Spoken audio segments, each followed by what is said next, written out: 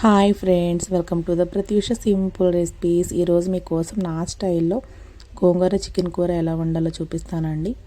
ఇందుకోసం ముందుగా stove on చేసి ఒక ప్యాన్ పెట్టుకొని ఒక 3-4 గరిటెల ఆయిల్ పోసుకొని ఆయిల్ అనేది హీట్ అయిన తర్వాత ఇక్కడ గోంగూర కర్రీలో కాబట్టి ఇంకా నేను ఉల్లిపాయ పచ్చిమిర్చి అనేది బాగా కట్ చేసుకొని యాడ్ చేసుకుంటున్నానండి. ఇంకా ఉల్లిపాయలు అనేవి చక్కగా వేయించుకొని పింక్ షేడ్ వచ్చే వరకు వేయించుకోవాలండి. తర్వాత నేను ఇక్కడ ఒక స్పూన్ అల్లం వెల్లుల్లి పేస్ట్ అనేది యాడ్ చేస్తున్నానండి. ఈ పేస్ట్ కూడా చక్కగా తిప్పుకొని మొత్తం అంతా కలిసేలాగా ఇంకా పచ్చివాసన పోయే వరకు వేయించుకోవాలండి. తర్వాత నేను ఇక్కడ ఒక టమాటా పెద్దది బారుగా కట్ చేసుకొని ఇక్కడ యాడ్ చేసుకుంటున్నానండి. ఇంకా ఈ టమాటాలు కూడా చక్కగా మెత్తగా మగ్గే వరకు చక్కగా కుక్ చేసుకోవాలండి. టమాటాలు కుక్ అయిన తర్వాత ఇక్కడ ముందుగా వాష్ చేసుకొని పక్కన పెట్టుకున్న చికెన్ని కూడా ఇంకా కర్రీ యాడ్ చేసుకోవాలండి. చూసారు కదండి.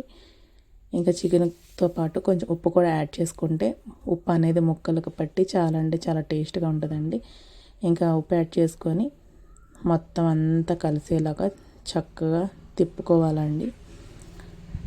చూసారు కదండి. మీరు కూడా ఒకసారి ఇలా ట్రై చేయండి. గోంగూరతో చికెన్ కర్రీ వండితే కొంచెం అన్నం తినేవాళ్ళు కూడా కొంచెం ఎక్కువగా తింటారండి. గోంగూర వల్ల ఎగుటు అనేది ఉండదండి కర్రీ అనేది. మీరు కూడా ఒకసారి ట్రై చేయండి, చాలా టేస్ట్గా ఉంటుంది. నాకైతే బాగా కుదిరిందండి. ఇంకా మొత్తం అంతా తిప్పేసుకొని ఇంకా చికెన్ అనేది మగ్గిపోయిన తర్వాత కొంచెం పసుపు యాడ్ చేసుకోవాలండి. నేను ఇక్కడ కారం అనేది కొంచెం ఎక్కువగానే యాడ్ చేసుకుంటున్నానండి. ఒక 4 స్పూన్లు యాడ్ చేసుకుంటున్నాను. ఎందుకంటే నేను ఇక్కడ గోంగూర అనేది యాడ్ చేసుకుంటున్నాను కాబట్టి కారం అనేది ఎక్కువ వేసుకోవాలి. ఇంకా మొత్తం అంతా కలిసేలాగా చక్కగా తిప్పుకోవాలండి. ఇంకా కారం అనేది పచ్చివాసన పోయే వరకు కుక్ చేసుకోవాలండి. నా వీడియో నచ్చితే లైక్ చేయండి, కామెంట్ చేయండి, షేర్ చేయండి, ఫాలో అవ్వండి ఫ్రెండ్స్. చూసారు కదండి. ఇంకా కర్రీ అనేది అయ్యింది. తర్వాత శుభ్రంగా వాష్ చేసి పక్కన పెట్టుకొని నేను ఇక్కడ ఒక 2 కట్టల గోంగూర యాడ్ చేసుకుంటున్నానండి. చూసారు కదండి.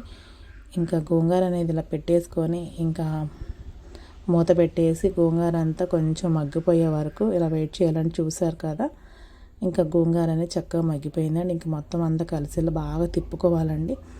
ఇంకా బాగా తిప్పుకుంటే ఇంకా ఆకు అనేది చక్కగా మెత్తబడి ఇంకా నలిగి చక్కగా రెడీ అవుతుందండి. చూసారు కదా. ఇలా బాగా తిప్పుకొని ఇంకా ఒక 2-3 మంటలు రానివ్వాలండి. నూనె అనేది పైకి తేలే వరకు చికెన్ అనేది కుక్ చేసుకోవాలండి.